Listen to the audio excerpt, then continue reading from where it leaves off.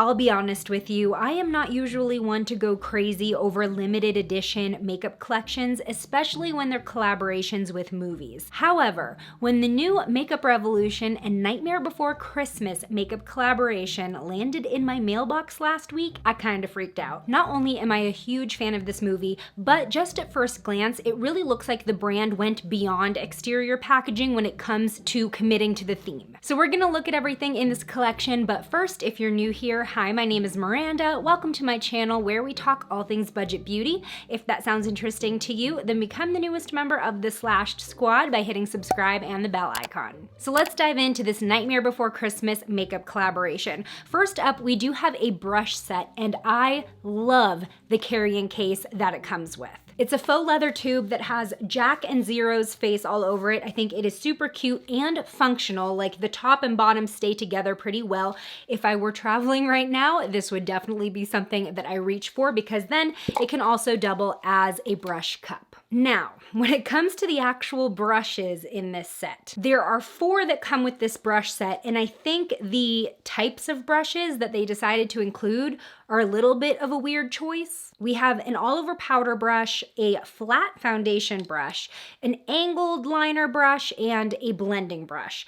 I wish that this would have been a little bit more focused on the other products in this collection because there's not really a product I can use with the powder brush and there's not a foundation in this collection. So I feel like it might have been smarter to do like an eyeshadow brush set. And the actual quality of the brush is fine. I mean, it has sort of that synthetic-y feel to it. The powder brush is the softest. I'm not a fan of flat foundation brushes in general, and this one does feel a tiny bit plasticky. Same goes with the angled brush. The blending brush I'll definitely get use out of. So I do feel like out of the rest of the collection, this could have been a little bit better executed, though I do love the designs. I will say though, this costs $24, and this is going to be a theme as I talk about the rest of this collection. The price is a little bit higher than I would expect from Makeup Revolution. $24 for these 4 brushes in particular, I don't think I would spend it, although I really, really love the brush holder. So that'll be on you to decide whether or not that's worth it, but let's get into the actual makeup. The 2 stars of this Nightmare Before Christmas makeup collaboration are the eyeshadow palettes. There is a Sally palette and a Jack palette. These cost $22, which,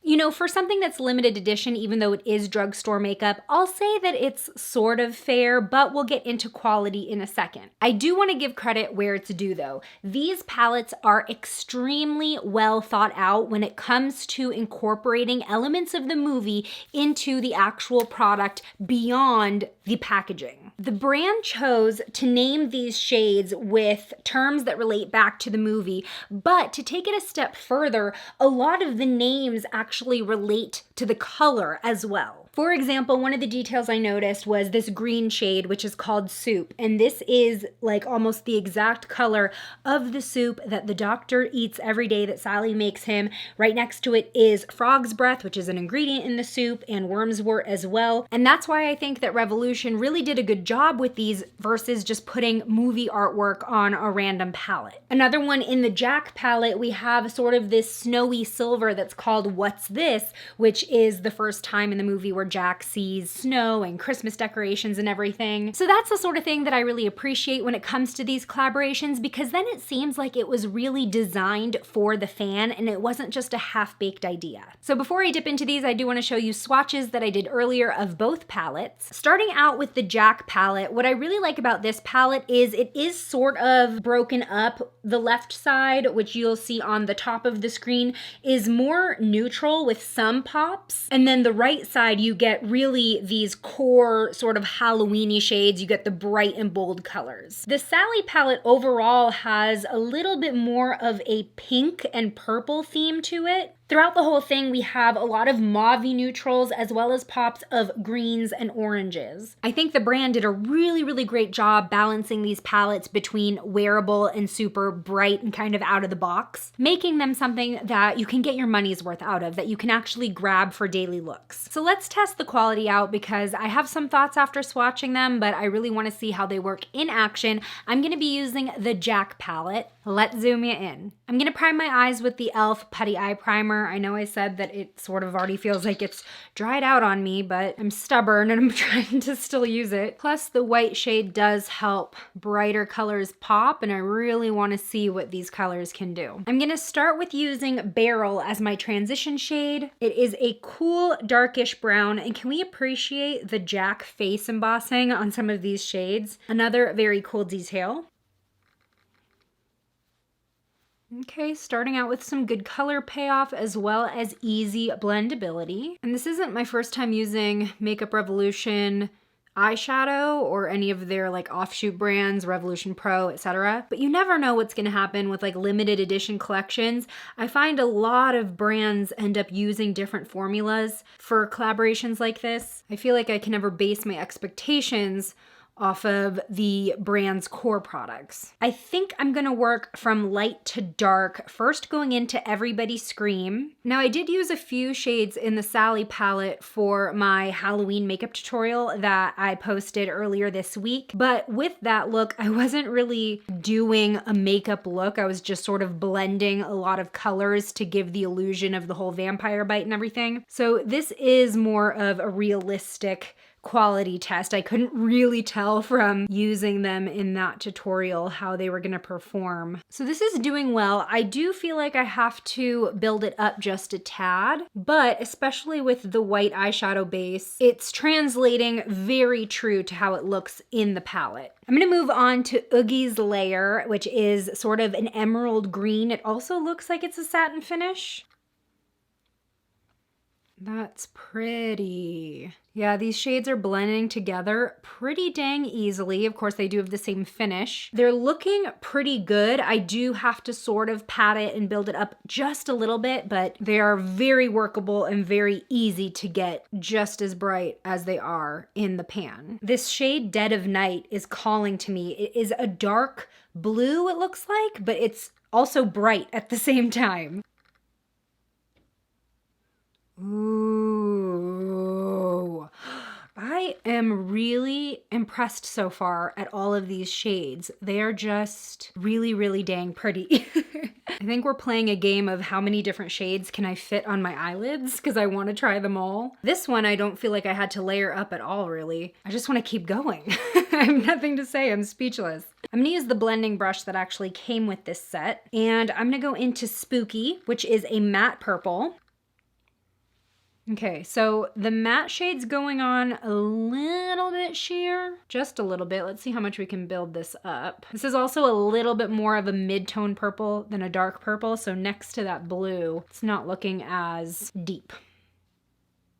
I'm definitely finding with these shadows though, it's helpful to sort of pat them on first and then go ahead and start blending. That'll really pack on the color before you start shearing out the edges. Yeah, I don't know about this brush.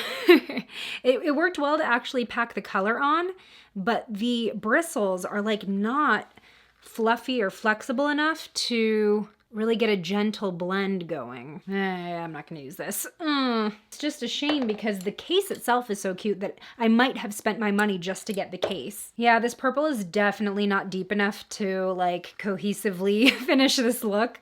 So I might need to layer it with something else. Oh no, ooh, that blue's got a little bit of fallout. You're just making it worse. Okay, so the blue has a tiny bit of fallout. And if you try to wipe it away, it'll create a blue streak. I'm gonna try to darken up this outer corner using Hinterlands. It looks sort of like a warm black, and I think if I layer that with the purple to deepen it, we can get more dimension in the outer corner.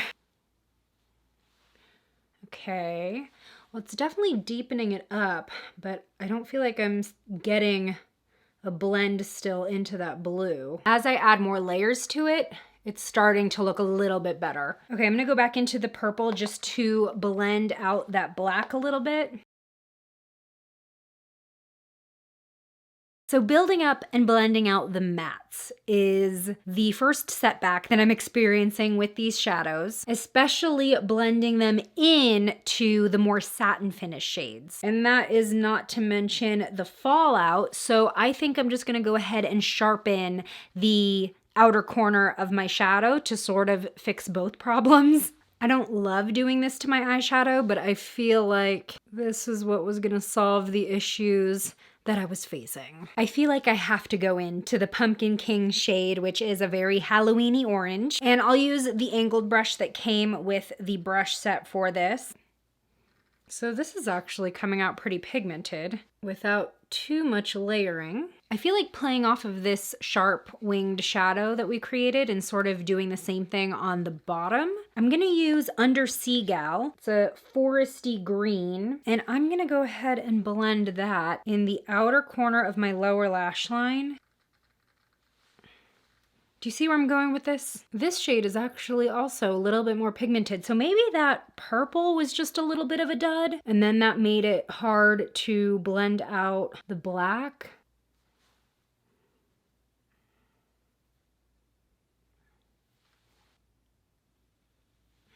I just wanted to test as many shades as possible, so I knew this was going to be sort of a bold look, to say the least. We have two highlighters to play with. One is Misfit Love, and the other is Moonlight, Mischief, and Madness, so the same names as the palettes. Now, looking at these, you can probably tell my gripe with them straight off the bat, but maybe you can't, so let me just open this for you. What the heck? So when I first saw that this was the packaging for the highlighters, I was like, oh, they're box highlighters. I thought that it would be sort of like the Benefit Hoola Bronzer where the box itself is the pan. But no, it's just a flat pan of highlighter in this huge bulky box that is so unnecessary. So that's a little bit annoying. Like, I don't see why we needed all this extra room. They could have printed this design on a much flatter cardboard compact, and I think that would have been a little bit more practical because this is gonna be so annoying and space consuming in my drawer. All right, so Moonlight, Mischief, and Madness looks like it's more of a pinky champagne, whereas Misfit Love is more of a golden champagne, and I think that this is what's gonna work a little bit better with my skin tone. Ooh, I gotta make sure I don't cover up this thing that we did. Ooh, I already see that and it is pretty. Ooh, yes. Oh my gosh. The shimmer looks really fine when it's applied to the skin, so you don't end up with like a glittery or shimmery look with sparkles. It just looks like a glow. Oh my gosh. I would use this like on an everyday basis. Yeah, I might end up depotting this because this is actually a really pretty highlight that I could use for a lot of different looks, but this is like not the packaging that I wanted. Why did we have to use so much cardboard? The highlighter is $10, and I will say that because of how gorgeous it is, I think that's pretty fair. The last product I have to share with you from this collaboration are the lip glosses. I have the shades Oogie Boogie and Sally, and they are marked by the characters on the caps. Now, just with everything going on the eyes, I think Oogie Boogie is gonna probably be a better match, but let me swatch Sally for you. Ooh, okay, it's not super pink, adds just a slight tint, but a lot of glitter. That's really pretty, actually. I thought it was gonna be a little more in your face. The glitter is definitely noticeable, but it's not as vibrant as I thought it would be. Oogie Boogie looks sort of like a mauvey brown. Ooh, I was wrong. It's a metallic. I mean, it is still a mauvey brown, but it doesn't have the same vibe as Sally. This is a lot more opaque. The lip glosses are $8, so that's pretty on par with other drugstore makeup and other makeup from Revolution. And it's not feeling sticky at all. It's not even feeling gloopy or thick. It's very comfortable. What a look we've got going on today. Final thoughts on this Nightmare Before Christmas Makeup Revolution collection. I think the highlighters were the standouts as the product that I would definitely reach for the most. I think the formula is freaking gorgeous, but the flip side is the packaging was the most ridiculous.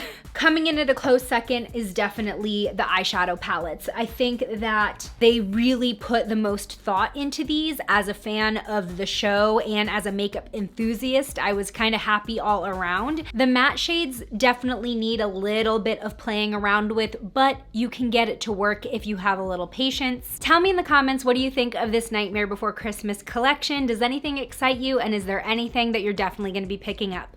Today's shout out goes to Hales. Thanks for being a member of the Slashed Squad. And join me over in this video next, which is my Halloween makeup tutorial where I show you how to become a vampire bite victim. I'll see you over there. Bye!